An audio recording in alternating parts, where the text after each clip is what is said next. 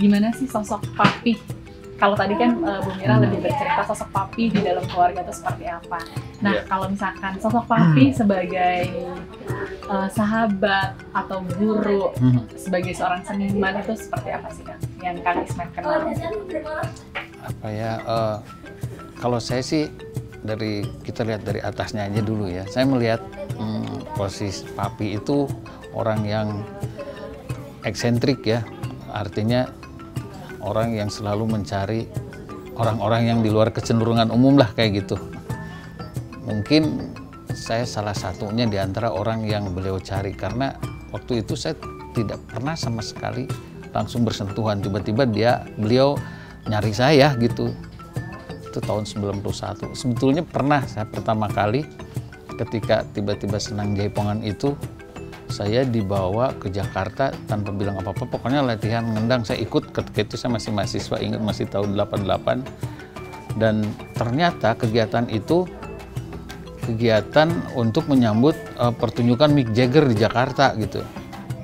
Terus saya tuh sampai bingung juga, kok kenapa sekelas Mick Jagger, musik yang notabene-nya rock, tiba-tiba harus disambut dengan house band yang sebetulnya tradisional lagi gitu ya, dengan rampak kendang, dengan jaipongan seperti itu. Ini kan kontradiktif sekali ya. Saya baru sadar bahwa ternyata jaipongan itu sudah sampai ke taraf itu gitu ya. Nah di sana dulu saya menganggap, oh ini pagugum udah gitu ya, saya takut ya lihat sosok beliau juga gitu. Tiba-tiba saya kuliah ke Solo, nah pulang dari Solo, tiba-tiba beliau mencari ini Ismet itu gitu kan, aneh kok tiba-tiba gitu. Jadi beliau itu punya apa ya, punya telinganya tuh peka sekali gitu ya. Jadi dia sering membaca situasi yang dikiranya itu ganjil buat dia. Sehingga saya waktu itu anehnya ketika beliau meminta saya untuk masuk ke lingkungan juga lah saja, tiba-tiba saya dikagetkan karena semua yang ada adalah seniman-seniman petingan ya, seniman-seniman kahwat semua, termasuk juga beberapa mayoritas dosen-dosen saya juga gitu ya. Terus saya bilang kalau saya ditempatkan sebagai sebagai komposer sama Papi di sana, lantas dosen saya gimana kan gitu ya. Nah itulah sebetulnya Papi itu letaknya ada di sana gitu ya. Lantas akhirnya ya saya kemukakan kerisauan saya, bukan karena persoalan kultural ini ya, ada persoalan Ewu Pakewu dan lain-lain, tapi Papi enggak, katanya seolah-olah ini sebuah tantangan lah, katakan begitu. Nah setelah itu tiba-tiba saya dipercaya langsung membuka pertunjukan, membuka itu Hotel Horizon waktu itu, terus kira bermaja yang sekian ribu orang. Jadi saya tidak hanya dikenalkan gradual, tapi tiba-tiba dikasih seolah-olah ini kamu tuh semampu di Nukia gitu ya. Padahal yang banyak penontonnya ya? Iya, padahal itu sama sekali belum pernah saya alami. Karena jujur aja, saya adalah orang yang dalam tanda kutip kebiasaan saya bermusik tradisi itu dialiansi oleh orang gitu ya. Banyak orang yang nggak suka gaya musik saya gitu. Nah ketika itu, kenapa akhirnya saya baru sadar kenapa Papi itu lebih suka orang-orang yang kayak gitu. Dan alhamdulillah memang akhirnya saya sadar bahwa cara berpikir saya, metodologi saya bermain musik, metodologi saya mengkompos musik di Jugala, itu beliau sukai gitu. Jadi saya seolah-olah punya impian, saya dikasih tempat, dan akhirnya beliau sendiri yang selalu memberikan motivasi-motivasi gitu ya. Hingga akhirnya ya secara akumulatif pelajaran-pelajaran yang diberikan dari pengalaman-pengalaman itu hingga konfidensi saya lebih besar. Jadi semua pintu-pintu untuk masuk keluar itu beliau sampaikan. Bahkan waktu itu saya dipercaya memimpin rombongan ke Korea, ke Jepang gitu tanpa kehadiran beliau. Itu kan sesuatu yang tidak mudah. Pertama pengalaman buat saya lagi gitu ya. Tapi tiba-tiba Papi itu ya udah kamu kerjakan ini gitu. Saya mau milu gitu.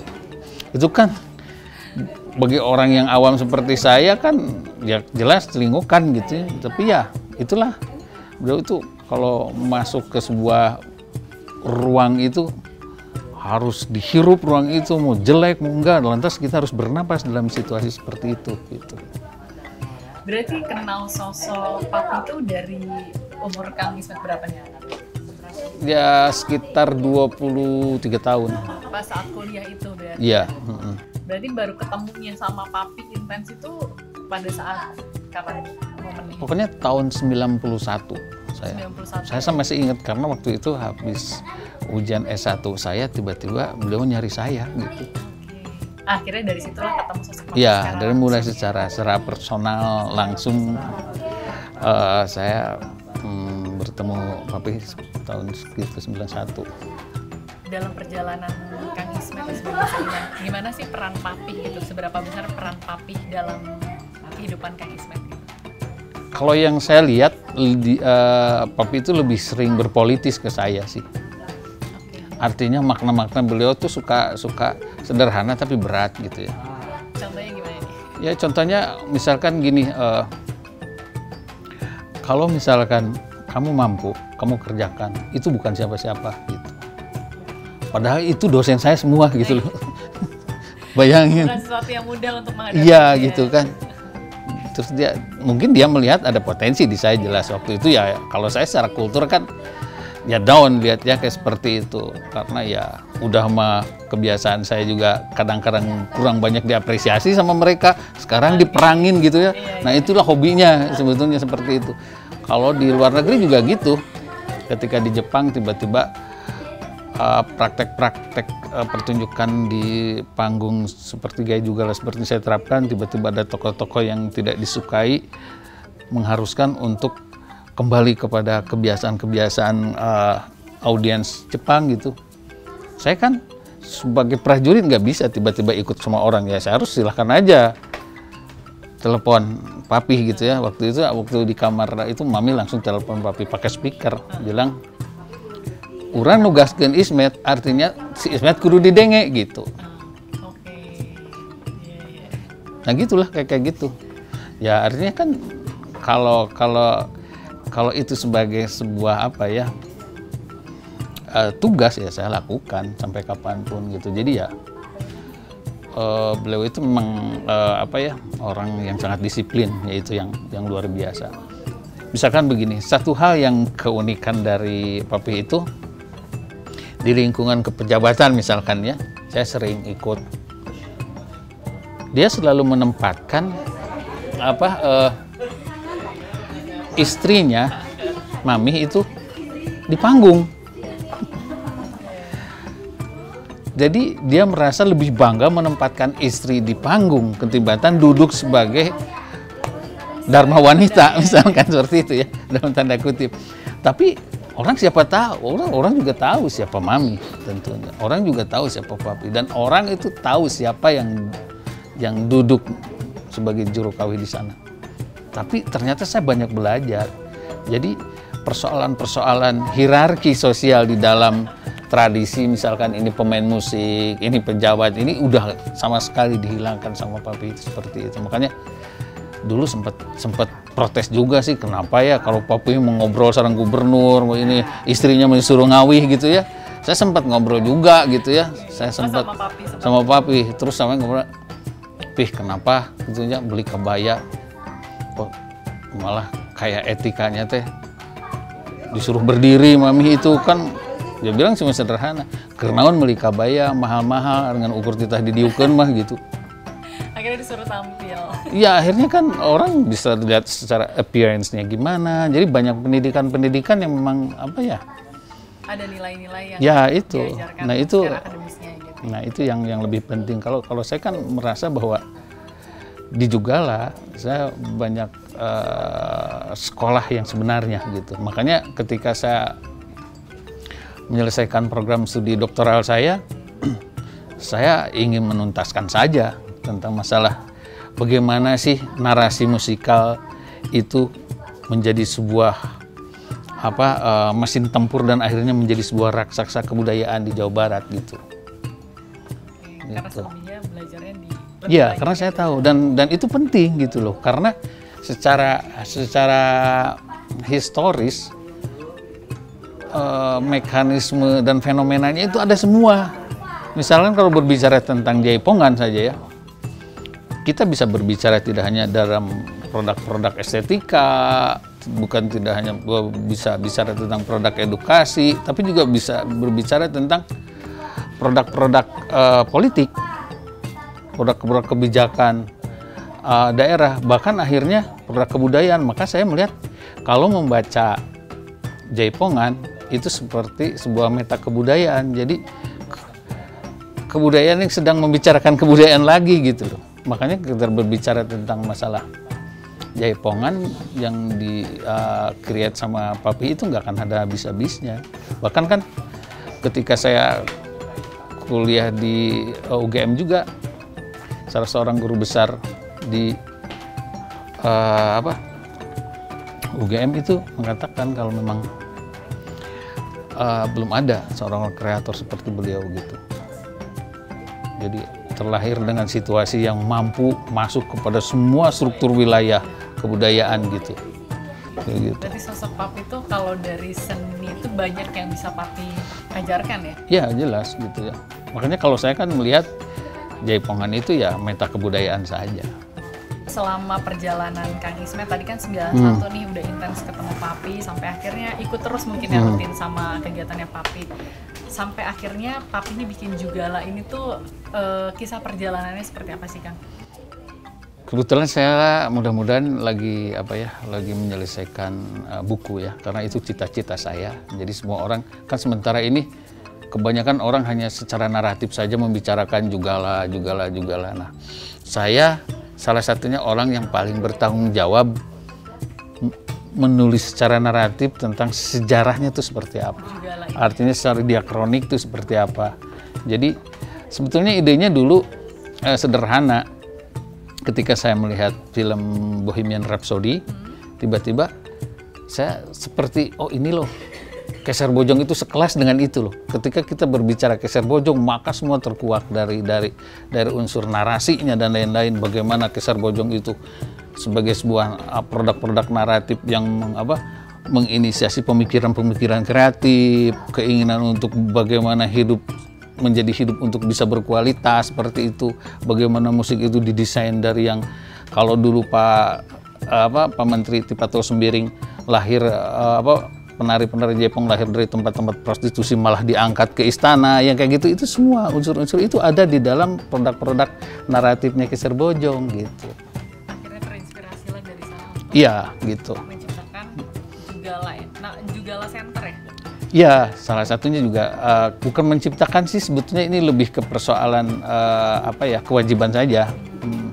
Kalau misalkan dideskripsikan nih, berarti Jugala itu sanggar seni kah atau wadah aja untuk orang-orang yang pengen bisa Jaipongan pada saat itu?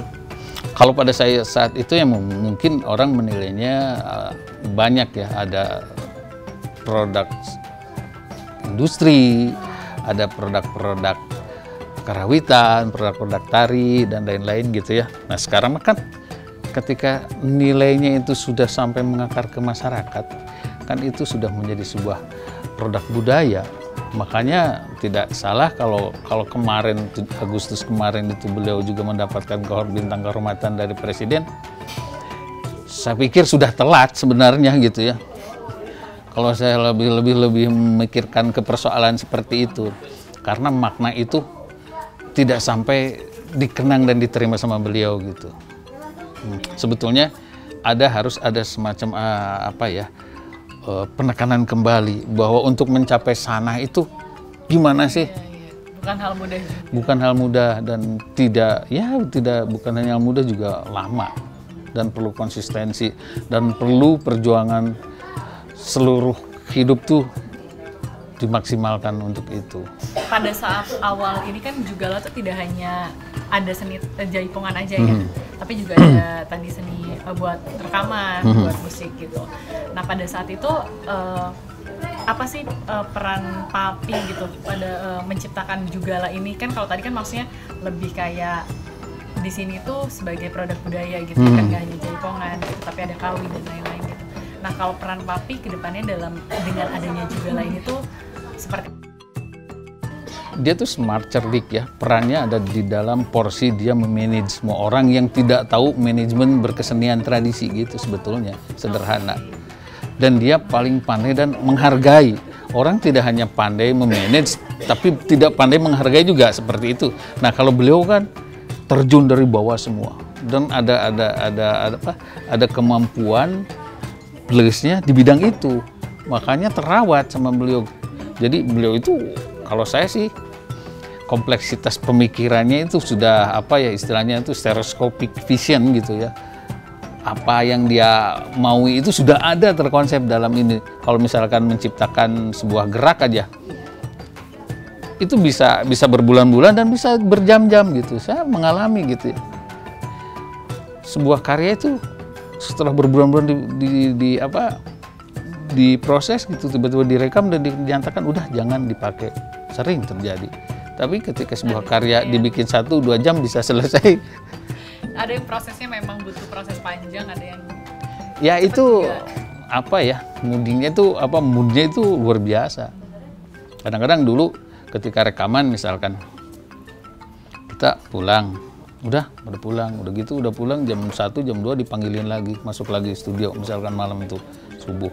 Nah, kalau kenapa tadi cara mengantisipasi ada dalam lingkungan Jugala itu menjadi Jugala, dia juga untuk menamakan, misalkan begini, ketika kita berbicara Jugala, orang tahu tuh Jugala itu misalkan orang yang jegudnya gitunya, tapi juga dia pandai menyisipkan dan bertanya kepada gurunya Pak Wahyu Wibisana, apa sih Jugala, makna juara dalam gaya dan lagu. Jadi abbreviation seperti itu juga masuk kepada wilayah industri, tapi secara teks estetik bahwa Jugala itu yaitu sesuatu yang kokoh, Jugala gitu. Berarti Jugala itu ada singkatannya? Ada. Singkatannya? Juara dalam gaya dan lagu.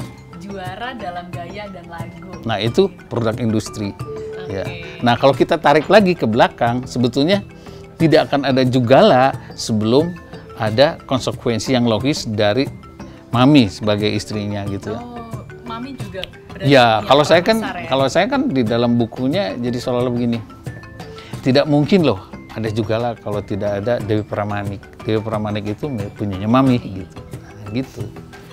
Berarti kalau Jugala ini ada sejak tahun 76. Oh, berarti sebelum Kang Ismet bertemu dengan Papi, Jugala ini sudah ada. Sudah ada. Tempatnya selalu di sini atau? Kalau saya sudah di sini. Di sini sampai hari ini ya. Yeah.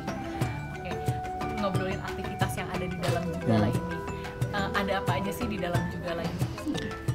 Ya banyak ya, terutama dari aktivitas di bidang karawitan, terus bidang tari, terus kalau saya lihat sastra juga ada sih sebetulnya di sini. Artinya misalkan ketika produk-produk lagu yang Papi bikin, terus bentuk-bentuk yang prosaik itu kan, misalkan begini, ketika saya melihat, kembali lagi sedikit mengurai tentang persoalan karakteristik rumpakanya gitu ya. Karakteristik rumpaka yang dibuat Papi itu sudah bukan sesuatu rumpaka yang dibuat seperti yang konvensi-konvensi karawitan sebelumnya. Misalkan Papi membuat rumpaka yang prosaik, yang disukai misalkan dulu, makanya ada lagu Serat Salira, tiba-tiba semua mencuat. Karena apa? Karena dia pandai membaca demand masyarakat. Jadi unsur sastra itu, padahal sastranya sastra verbal, tapi aneh sampai sekelas Kang Ibing almarhum tuh sampai bilang orang tuh percaya cenah si Gugum bisa nyanyi lagu gitu, tapi orang kagegeloan cenah gitu. Nah, ini salah satu artinya kemampuan yang memang di luar kecenderungannya umum Papi seperti itu. Jadi kalau dia lagi intens bikin lagu seset gitu jadi gitu, terus ya dalam waktu singkat bisa jadi jadi sebuah karya gitu. Dan tidak serius gitu. Kedisiplinan beliau di dalam apapun tidak pernah dia main-main, itu aja yang harus kita pahami bersama itu. Nah, berarti kalau misalkan sampai hari ini aktivitas yang masih ada di dalam Jugala ini, kalau misalkan tadi kan kita lihat ada yang latihan nari gitu ya. Selain nari ini, apakah masih yang tadi kayak karawitan, terus sastra juga sampai hari ini masih hidup gitu? Sekarang saya lagi melakukan pembenahan ya, ada beberapa produk-produk karawitan yang ingin kita remastering lagi. Misalkan lagu-lagunya Papi yang sudah sekian lama tapi butuh juga covering lagi gitu. Itu sedang kami upayakan dengan proses digital sekarang supaya memang ya orang bisa mengenalnya ya, lebih cepat juga gitu. Terus di sini apakah belajarnya jaipongan aja atau ada tari-tari lain yang bisa? Kalau saya lihat sih memang spesifikasi di sini memang di jaipongan ya. Meskipun kadang-kadang juga ada semacam kewajiban kita juga untuk mendesain karya-karya di luar jaipongan, yaitu sebagai sebuah ekstra kegiatan. Untuk saat ini lebih fokus kepada jaipongan. Siapa aja sih yang bisa belajar di sini gitu? Kalau sebetulnya yang bisa belajar siapapun bisa belajar di sini sangat. Dari mulai anak-anak sampai yang udah dewasa pun masih bisa ikut belajar jaipongan. Betul, di sini. ya. Untuk gabung nih bersama Jugala untuk belajar jaipongan, kayak misalkan biayanya, terus juga hal-hal apa aja sih yang harus dilakukan untuk bisa gabung di sini? Di sini kan ada yang udah diformalkan, ada sekolah tari Jugala itu juga. Nanti mungkin juga ada yang bisa di input di di YouTube-nya Jugala atau di Instagram-nya dan lain-lain, semua ada informasi itu sih. Itu ada. Oh berarti Jugala juga bekerja sama dengan sekolah-sekolah untuk memperkenalkan jaipongan ini? Kita lagi mengupayakan perimbangan itu masuk ke sekolah-sekolah nantinya gitu, karena memang tujuan kita kan sebetulnya ketika dibuat yayasan itu sebetulnya menjadi sebuah Jugala Center. Jadi kita harus mewadahi semua unsur-unsur aspek-aspek seni yang karena di sana pusat seni dan budaya di sana. Kalau tadi kan dengar cerita Papi ini selain sebagai seorang seniman, beliau juga sebagai seorang yang birokrat ya dalam pemerintahan gitu. Terus Papi juga punya nih Jugala ini gitu. Pada saat itu mungkin gimana sih peran Papi dalam nge-manage Jugala? Apakah Papi kalau sekarang kan Kang Ismet sebagai ketuanya, kalau pada saat itu apakah Jugala juga punya struktur kepengurusannya gitu? Kalau saya sih lebih berpikir kalau dalam bahasa Inggris itu Pak Papi itu the man with the two hard drive ya. Jadi dia punya hard drive 2 dalam otaknya itu. Multitasking ya. Jadi gitu ya. Apapun. Jadi kantor jalan, ini jalan gitu, anehnya itu sama kerasnya gitu ya ke staff gitu. Berarti kalau misalkan ke staff-staff juga beliau galak juga. Galak, disiplin gitu. Gimana sih kalau misalkan sosok Papi gitu dalam kehidupan sehari-hari, misalkan lagi kumpul nih di Jugala gitu? Itu lebih humanis. Gitu. Dia sangat humanis, sangat menghargai. Bahkan kan kalau pulang dia antar penari sama beliau sendiri. Kalau saya rumah paling dekat di sini, tapi saya sering diikutkan untuk mengantar, tapi paling terakhir gitu. Paling sial. Karena harus muter dulu. Ya, harus nganterin yang lain gitu.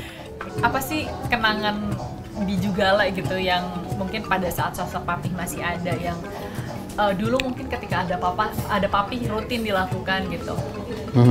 Misalkan setiap hari ada kumpul bersama. Dia selalu rindu silaturahim sih ya sebetulnya selalu. Nah itu kenapa orang tuh tidak pernah selesai merasa memiliki Papi, meskipun Papi atau Mami itu sudah pada nggak ada tentunya ya. Misalkan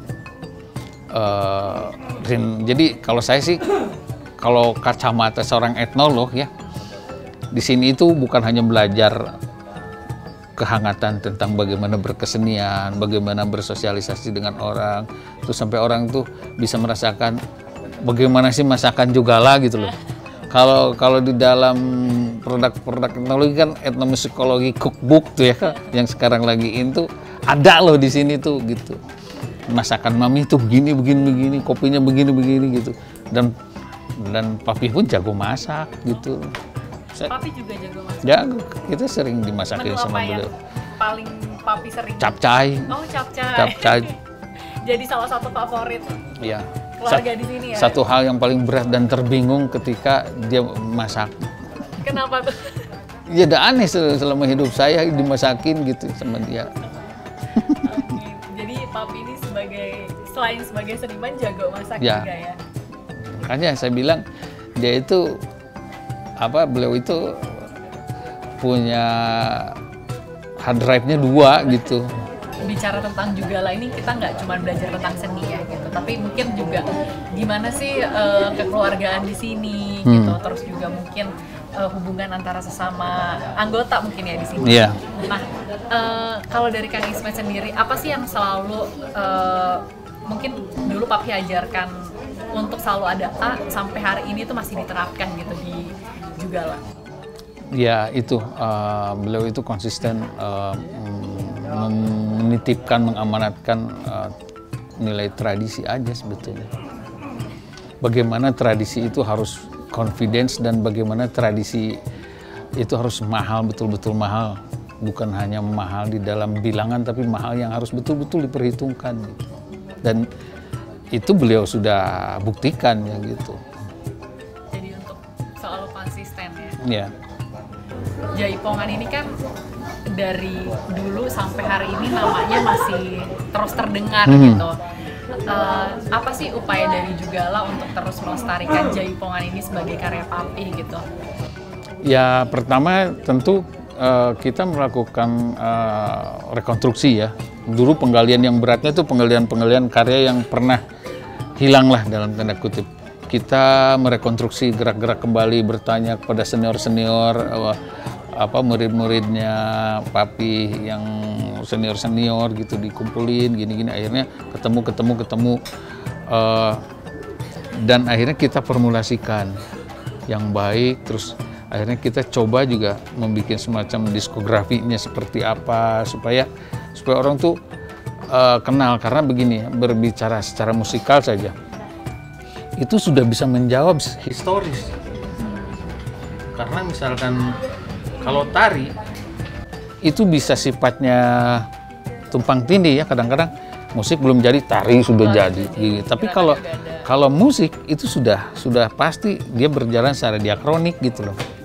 Kata-kata apa sih yang Kang Ismet ingat gitu dari Papi sampai hari ini gitu? Kata-katanya sederhana sih, tong hayang jadi jukut, dari jukut mah kodratnya dijejak batur alus ge gitu. Terakhir mungkin ya, harapan Kang Ismet untuk Jugala ini ke depannya tuh seperti apa gitu?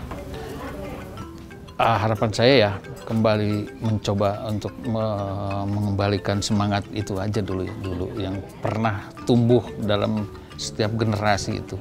Tapi saya berkeyakinan bahwa peristiwa itu bakal ada kembali karena siklus di dunia folklore, di dalam dunia rakyat itu akan seperti itu.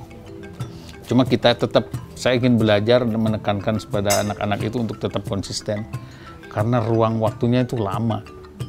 Kalau tidak dijaga dengan keberanian untuk istiqomah di dalam itu akan sulit. Makanya Teh Mira mengajarkan tetap, sebetulnya kalau belajar di Jugala itu bukan belajar Jaipongan sebetulnya. Karena setiap orang yang belajar itu bukan belajar nari saja, tapi belajar bagaimana memahami humanity itu seperti apa. Bagaimana akhirnya kita tahu. Ada nilai-nilai yang nggak diajarkan secara akademis di sini tuh banyak dipelajari. Gitu. Saya aja dulu, latar belakang saya sebetulnya rocker loh, gitu. Tiba-tiba masuk ke dunia tradisi meleleh gitu loh. Kayak gitu. Nah, itu kan sesuatu jaminan. Artinya ada formulasi apa sih budaya ini tuh, kesenian ini tuh sampai saya bisa habis mati kutu gitu. Oke, tapi kedepannya apakah dari Jugala ini akan ada karya baru gitu? Ada, pasti. Harus ada, Kak. Bahkan sudah beberapa kemarin ditampilkan di dalam kegiatan Daya Sora yang dibantu, disponsori oleh Kemendikbud. Banyak karya-karya muridnya Papi yang ditampilkan juga. Oke, berarti walaupun almarhum Papi udah nggak ada, karya-karya tetap terus ada ya? Iya. Bahkan nanti ada perlombaan mungkin karya-karya versi dan genrenya Jaipong Jugala lah.